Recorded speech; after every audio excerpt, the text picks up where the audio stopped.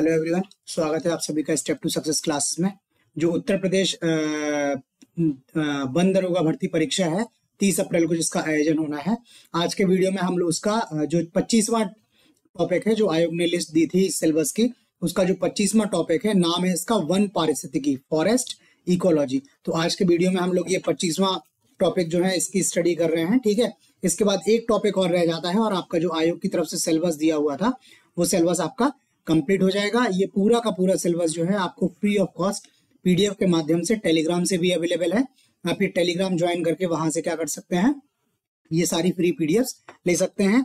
ये टेलीग्राम का user name है, बाकी वीडियो डिस्क्रिप्शन में भी टेलीग्राम का लिंक है, वहां से भी आप क्या कर सकते हैं, टेलीग्राम को ग्रुप को ज्वाइन कर सकते हैं। इसके अलावा 200 मोस्ट इंपॉर्टेंट क्वेश्चन की भी एक हमने सीरीज स्टार्ट की है, जिसमें 8 छोटे छोटे से वीडियो थे 25-25 क्वेश्चन के। तो उसमें 6 वीडियो आपको दे चुके हैं, 2 वीडियो और देने हैं, तो 2 वीडियो आपको कल जो है प्रोवाइड कर दिए जाएंगे। तो कल आपके पूरे 200 क्वेश्चन हो जाएंगे। उसके अलावा कल ही आपको जो 26वां टॉपिक है वो भी कल कंप्लीट कर दिया जाएगा। तो कल जो है आपका सिलेबस पूरा कंप्लीट हो जाएगा, वो क्वेश्चंस कंप्लीट हो जाएंगे। इसके अलावा कल ही कोशिश करेंगे कि आपको एटलीस्ट 100 क्वेश्चंस की पीडीएफ आपको दे दें। ठीक है, उसके आगे 200 क्वेश्चन की और पीडीएफ आपको दी जाएंगी, तो आपके 300 क्वेश्चन जो हो जाएंगे वो हो जाएंगे।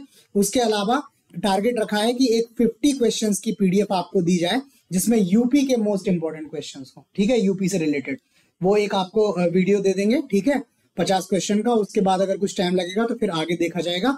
जब तक ये परीक्षा नहीं आपकी आ जाती है, हम आपको कुछ ना कुछ कंटेंट थोड़ा बहुत प्रोवाइड करते रहेंगे। ठीक है, तो स्टार्ट करते हैं अपने टॉपिक को पहले। ठीक है, वन पारिस्थितिकी।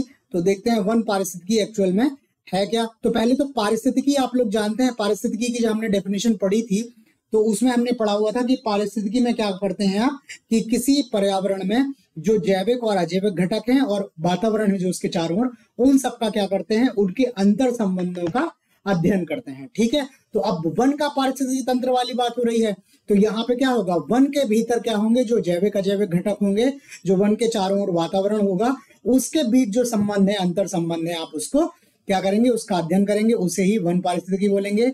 ये ऐसे पारिस्थितिक तंत्र हैं जिनमें पेड़ों की प्रधानता होती है। वन है तो पेड़ तो होंगे ही होंगे, तो ऐसे पारिस्थितिक तंत्र जहां पेड़ों की प्रधानता होती है, जो बड़ी संख्या में जड़ी बूटियों, झाड़ियों, लाइकेन, शैवाल और विभिन्न प्रकार के जंगली जानवरों और पक्षियों की प्रजातियों से जुड़े होते हैं। ठीक है, ऐसे पारिस्थितिकी तंत्र को क्या बोलेंगे आप, वन पारिस्थितिकी तंत्र। अगर और साइंटिफिक मैनर में डेफिनेशन देखें तो वन पारिस्थितिकी क्या है, जंगल में परस्पर संबंधित पैटर्न, प्रक्रियाओं, वनस्पतियों, जीवों और पारिस्थितिक तंत्र का वैज्ञानिक अध्ययन है। ठीक है, वन पारिस्थितिकी वो अध्ययन है जिसमें आप क्या करेंगे, जंगल में परस्पर संबंधित पैटर्न, प्रक्रिया, वनस्पतियों और जीवों तथा पारिस्थितिकी तंत्र का अध्ययन करेंगे, उसको वन पारिस्थितिकी तंत्र बोलेंगे। वन पारिस्थितिकी में भी सभी पौधे, जानवर और सूक्ष्म जीव, ये जैविक घटक शामिल हैं, और उस क्षेत्र में वातावरण के सभी भौतिक रूप से मृत अजैव कारकों के साथ मिलकर कार्य करते हैं। ठीक है, तो वन के भीतर जो भी जैविक अजैविक घटक होंगे और जो उनके भीतर पर्यावरण होगा, उन सबके बीच का क्या है, संबंध जो है आपको पढ़ाया जाएगा। ठीक है, तो आपको वनों के बारे में हम ऑलरेडी बहुत कुछ बता चुके हैं। वन के बीच भीतर जो जैविक घटक पाए जाते हैं, अजैविक घटक पाए जाते हैं, वो सब हम आपको बता चुके हैं। जैविक घटकों में हम आपको उत्पादक, उपभोक्ता और अपघटक के बारे में बता चुके हैं। अजैविक घटकों के बारे में भी आपको बता चुके हैं। वनों के भीतर जीव जंतु हैं, उनके बारे में भी बता चुके हैं। जो राष्ट्रीय उद्यान है, ठीक है, जो वन्य जीव अभ्यारण्य है, ठीक है, जो बायोस्फीयर रिजर्व हैं, उन सब के बारे में भी आपको मोस्ट ऑफ द टॉपिक्स जो हैं इसके बता चुके हैं वन टॉपिक में। इस टॉपिक के अंतर्गत जो वनों से संबंधित बहुत सारी चीजें हैं वो लगभग हम आपको सब बता चुके हैं। बाकी इसमें केवल ये रह गई कि वनों में वनस्पतियां कितने प्रकार की पाई जाती हैं। ठीक है, या वनों का वर्गीकरण किस तरह से है, तो वो हम इसमें डिस्कस कर रहे हैं। ठीक है, तो भारत में क्या है, प्राकृतिक वनस्पति जो है वो वर्षा का अनुसरण करती है। ठीक है, वर्षा के आधार पर ही भारत में क्या है, प्राकृतिक वनस्पति पाई जाती है। जिस तरह की वनस्पति पाई जाएगी उसी तरह का वो वन क्षेत्र कहलाएगा। तो भारत में पाई जाने वाली वनस्पतियों को निम्नलिखित वर्गों में विभाजित किया जा सकता है। ये वर्गीकरण का जो मुख्य आधार है वो उसकी वर्षा के आधार पर ही किया गया है। तो पहला प्रकार जो है वह है उष्ण कटिबंधीय सदाहरित वन। सदाहरित वन वो होंगे जिनमें हमेशा क्या होंगी, पत्तियां होंगी। हमेशा पत्तियों के लिए क्या चाहिए, उनको भोजन बनाने के लिए जल वगैरह आदि चाहिए। तो जहां पे लगातार वर्षा होगी या वर्षा की मात्रा जो अधिक होगी, वहां पर ही आपको क्या मिलेंगे, सदाहरित वनस्पति मिलेंगे। तो उष्णकटिबंधीय सदाहरित वन वैसे क्षेत्रों में मिलते हैं आपको जहां वार्षिक वर्षा जो हो वो 200 सेंटीमीटर से अधिक हो तथा तापमान वर्ष भर ऊंचा हो। मतलब यहाँ पे वर्षा भी हो और यहाँ पे तापमान भी हो, ठीक है, ताकि अपना भोजन वगैरह आराम से बना सके। तो वैसे क्षेत्रों में क्या होंगे आपके, ये सदाहरित वन पाए जाएंगे। चूंकि ताप अधिक है इस वजह से इनको उष्णकटिबंधीय बोला जाएगा। ये जो वन किन किन क्षेत्रों में पाए जाते हैं वो है उत्तर पूर्वी भारत, ठीक है, नॉर्थ ईस्ट वाला जो इंडिया है, सेवन सिस्टर्स वाला रीजन है।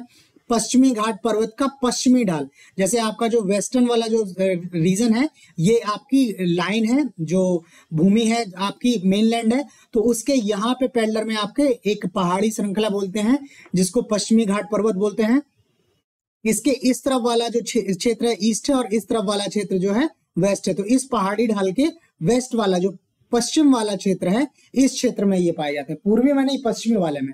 और अंडमान एवं निकोबार द्वीप समूह, तो इन 3 क्षेत्रों में ये क्या है, उष्णकटिबंधीय सदाहरित वन जो है वो पाए जाते हैं, ठीक है। इनकी विशेषताएं क्या है, इन वनों की विशेषताएं हैं कि अधिक वर्षा के कारण ये वृक्ष काफी सघन एवं सदाहरित होते हैं। इन वृक्षों की लंबाई जो है 30 से 60 मीटर तक होती है।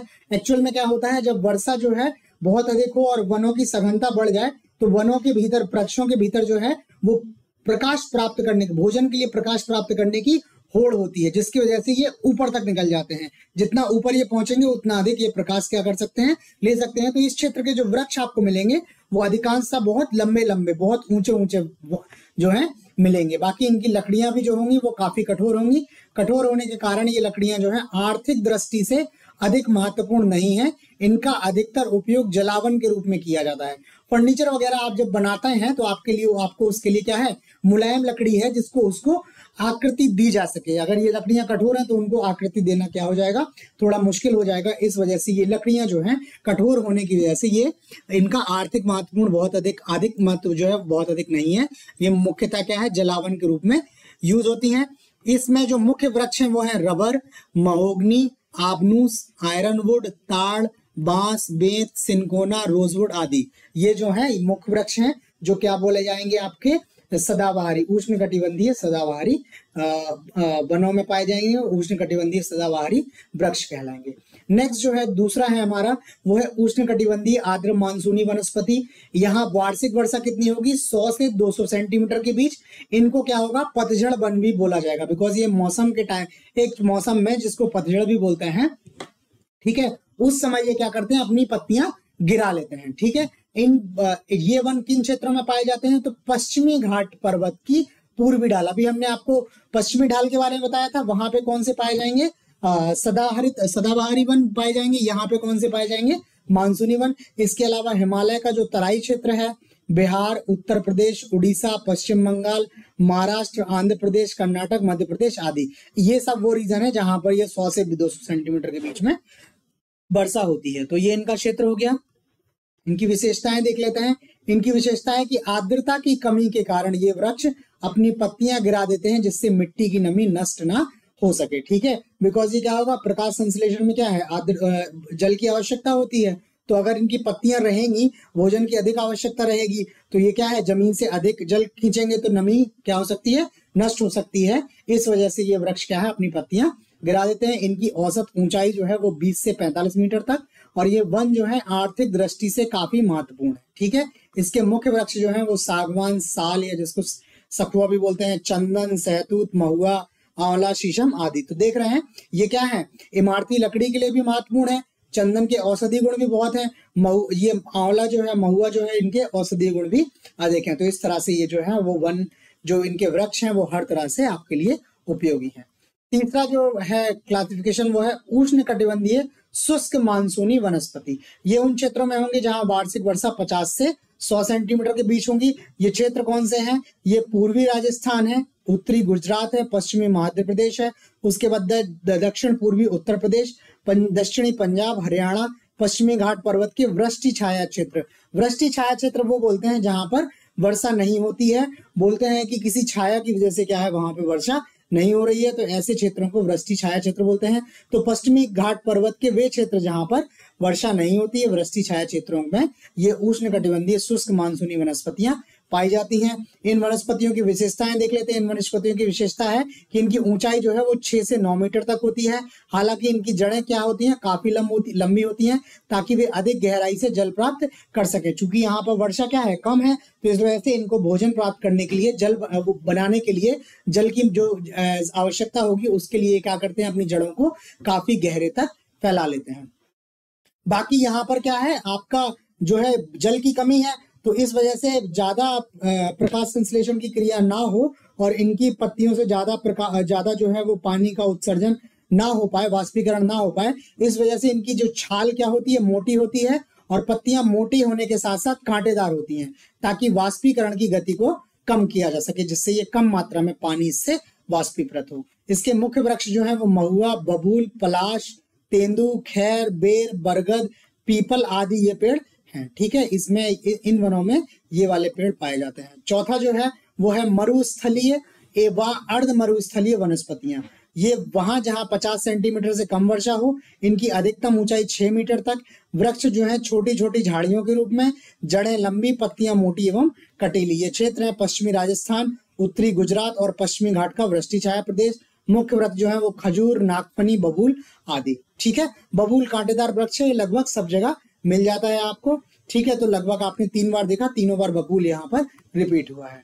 ठीक, चौथा क्लासिफिकेशन जो है वो ज्वारीय वनस्पतियां हैं। ज्वार से ही समझ में आ रहा होगा कि ये समुद्र के आसपास होंगी। तो ये क्या है, समुद्र तट एवं निम्न डेल्टाई, वो निमग्न जो डूबा रहता है डेल्टाई भाग, वहां पर ये निम्न लिखा है, इसको निमग्न होना चाहिए था, जो हमेशा जल से डूबा रहता है। इन क्षेत्रों में उच्च ज्वर के कारण नमकीन जल का फैलाव अधिक होता है और यहाँ की मिट्टी क्या है, दलदली होती है। ये क्षेत्र कौन से हैं, गंगा ब्रह्मपुत्र का डेल्टा क्षेत्र, महानदी, कृष्णा, गोदावरी, कावेरी आदि नदियों के डेल्टाई भाग एवं पूर्वी तथा पश्चिमी तट, ईस्टर्न और वेस्टर्न कोस्ट जो है वहां पर ये ज्वारीय वनस्पतियां पाई जाती हैं। इनके जो मुख्य वृक्ष हैं वो मैंग्रोव है, नारियल है, सुंदरी है, ताड़ है, बेंत है, बांस है, सोनेरिटा है, फोनिक्स है आदि ये मुख्य वृक्ष हैं। तो ये 5वां हो गया। 6वां क्लासिफिकेशन देखते हैं। 6वां जो है वो आर्द्र उपोष्ण पहाड़ी वनस्पतियां। आर्द्र उपोष्ण पहाड़ी वनस्पतियां, जहां पर पहाड़ होंगे तो प्रायद्वीप भारत में काफी छोटे छोटे क्या है, पहाड़ हैं, तो वहां पर ये पाए जाते हैं। और इनकी ऊंचाई जो है वो कितना है, किस ऊंचाई पर, हाइट जो पहाड़ों की हाइट मतलब धरती की समुद्र तल से ऊंचाई, तो जहां पे 1070 से 1500 मीटर की ऊंचाई पर है। कहीं कहीं इसका जो दिया हुआ है वो 1000 से 2000 मीटर भी दिया हुआ है। ये वनस्पतियां जो है वो क्या होती हैं, सदाबहार होती हैं और इनकी लकड़ियां लगभग मुलायम होती हैं। इनका क्षेत्र जो है वो कश्मीर घाट पर्वत, पूर्वी घाट, नीलगिरी, कार्डमम, अन्नामलाई की पहाड़ियां आदि। और इनके मुख्य वृक्ष जो है वो है चीड़। इस वन का क्या है, मुख्य वृक्ष है। इसके अतिरिक्त ओक, जामुन, रेडोडेंड्रन इन वनों में पाए जाते हैं। तो ये आर्द्र उपोष्ण पहाड़ी वनस्पतियां हो गई। 6वां हो गया। 7वां देखते हैं। 7वां है आर्द्र शीतोष्ण पहाड़ी वनस्पतियां। ये 1500 मीटर से अधिक ऊंचाई पर मुख्यतः प्रायद्वीपीय भारत में पाई जाती हैं। यह वन अधिक घना नहीं होता है, सतह पर झाड़ियां पाई जाती है। इसके क्षेत्र जो है वो अन्नामलाई, नीलगिरी, पालनी की पहाड़ियां और मुख्य वृक्ष जो हैं वो मैग्नेलिया, यूकेलिप्टस, एलम आदि। ठीक है, ये हो गए आर्द्र शीतोष्ण पहाड़ी वनस्पति। अब लास्ट रह गया है वो है हिमालय क्षेत्र की वनस्पतियां। तो हिमालय क्षेत्र की वनस्पति को भी आप 2 भागों में बांट सकते हो, एक पूर्वी हिमालय की वनस्पति और दूसरी पश्चिमी हिमालय की वनस्पति। ठीक है, तो पूर्वी हिमालय की वनस्पति पहले देख लेते हैं। पहले जो वन है वो है उष्ण कटिबंधीय आर्द्र पर्णपाती वन। ये क्या है, 900 मीटर की ऊंचाई तक पाए जाते हैं। साल, शीशम, सागवान, बांस, सबई घास आदि यहाँ की महत्वपूर्ण वनस्पतियां हैं। उसके बाद दूसरा है उपोष्ण वनस्पतियां। ये जो है वो 900 से 1830 मीटर तक, ओक, चेस्टनट आदि। शीतोष्ण वनस्पतियां जो है वो 1830 से 2740 मीटर तक, ओक, मैपल, वर्च, मैग्रेलिया, एल्डर इस तरह के। ठीक, इसके ऊपर चलेंगे आप तो इसके ऊपर आपका आ जाता है क्षेत्र, उसको बोलते हैं शीतोष्ण वनस्पति। यहाँ पर और अधिक मात्रा में क्या होगी, सर्दी होगी, तापमान और कम होगा। ये 2740 से 3660 मीटर। चीड़, स्प्रूस, देवदार जैसी नुकीली पत्तियों वाले वन पाए जाएंगे। शंकुधारी वनों की पेटी भी इसको कहते हैं। ठीक है, शीतोष्ण वनस्पति को शंकुधारी वनों की पेटी भी बोलते हैं। उसके बाद आती है अल्पाइन वनस्पति। अल्पाइन में 3660 से 4876 मीटर। सिल्वर फर या जुनिपर। उसके बाद टुंड्रा वनस्पति, ये 4876 से 5100 मीटर तक। छोटी झाड़ियां, घास, काई यहाँ पर मिलती है। तो ये आपके हो गए पूर्वी हिमालय की वनस्पतियां। पश्चिमी हिमालय की वनस्पतियां जो है वो लगभग पूर्वी हिमालय की तरह ही है, लेकिन पश्चिमी हिमालय जो है वो अधिक मात्रा में ठंडा है, क्योंकि वहां पर जो साइबेरिया वाला प्रदेश है वहां पर जो हवाएं आती हैं ठंडी ठंडी, तो वो पश्चिमी हिमालय पे ही टकराती हैं, पूर्वी हिमालय की तरफ वो नहीं आ पाती हैं। ठीक है, तो पश्चिमी हिमालय जो है वो पूर्व हिमालय की तुलना में अधिक शुष्क एवं ठंडा है। पूर्वी हिमालय के विपरीत यहाँ परजीवी पौधे एवं फंड का अभाव पाया जाता है। अन्य वनस्पतियां पूर्वी हिमालय की भांति ही थोड़ी बहुत भिन्नता के साथ पाई जाती हैं। तो यहाँ पर ये ही वनस्पतियां पाई जाती हैं। ठीक, तो ये आपके वनों के वर्गीकरण हो गए, वनस्पतियों के वर्गीकरण हो गए। इसके अलावा दो इंपॉर्टेंट फैक्ट हैं। एक जो है आपका सुंदरवन डेल्टा वाला क्षेत्र है, जो गंगा डेल्टा है मैंग्रोव वनों का, वहां पर सुंदरी वृक्ष जो है वो बहुत अधिकता में पाए जाते हैं, और इन्हीं सुंदरी वृक्षों की अधिकता में पाए जाने के कारण इस क्षेत्र को क्या कहा जाता है? सुंदरवन कहा जाता है। इसके अलावा नीलगिरी, अन्नामलाई और उसके बाद पालनी पहाड़ियों पर शीतोष्ण कटिबंधीय वनों को शोलाश कहते हैं। ये जो हम क्वेश्चन टेस्ट सीरीज चला रहे हैं आपकी 200 इंपॉर्टेंट क्वेश्चंस की, उसमें भी ये क्वेश्चन आपसे डिस्कस कर चुके हैं हम ऑलरेडी कि वहां की पहाड़ियों पर जो शीतोष्ण कटिबंधीय वन है उनको क्या कहते हैं? तो शोलाश कहते हैं। ठीक है, तो इस टॉपिक में जो बचा था वो मेरे हिसाब से यही है। बाकी अगर कुछ और रहेगा तो उसको हम क्वेश्चंस के माध्यम से कवर कर लेंगे। ठीक है, तो बाकी आपको वीडियो कैसा लगा वो आप हमें प्लीज लाइक करके और कमेंट करके जरूर बताएं। अगर आपको कुछ लग रहा है कि कुछ और बचा है तो वो भी आप हमें कमेंट करके जरूर बताएं। चैनल को सब्सक्राइब कर लें ताकि आपको टाइमली अपडेट्स मिलते रहें। बाकी जैसे ही वन दरोगा भर्ती का ये सारा खत्म होगा, और उम्मीद है अगले 5 दिनों में मैक्सिमम 5 डेज बाद जो यूपी PSC जो है जिसका ये प्रीलिम्स है, जो अपर जिसको बोलते हैं, उसका जो प्रीलिम्स है उसके लिए भी हम लोग टेस्ट सीरीज चलाएंगे। कोशिश करेंगे कि हम आपको 500 जो अति महत्वपूर्ण क्वेश्चंस हैं उनके वीडियोस आपको प्रोवाइड करें। तो जो लोग यूपी PCS में एग्जाम में अपीयर हो रहे हैं वो अपडेट्स देखते रहें। हम जल्दी उसका जो है क्वेश्चन जो है स्टार्ट करेंगे। बाकी अगर टाइम रहा तो उसके 1-2 टॉपिक जो इंपॉर्टेंट होंगे उन टॉपिक्स को भी कवर कर देंगे, जहां से क्वेश्चंस वगैरह जो आएंगे या उत्तर प्रदेश विशेष के जो क्वेश्चंस आएंगे अगर टाइम रहेगा तो उनको कवर कर देंगे। ठीक है, तो इस वीडियो में इतना ही। बाकी कल आपसे मिलते हैं। कल उम्मीद रहेगी कि सिलेबस पूरा जो है वो कंप्लीट हो जाएगा। ठीक है, तो इस वीडियो में इतना ही। बाकी धन्यवाद।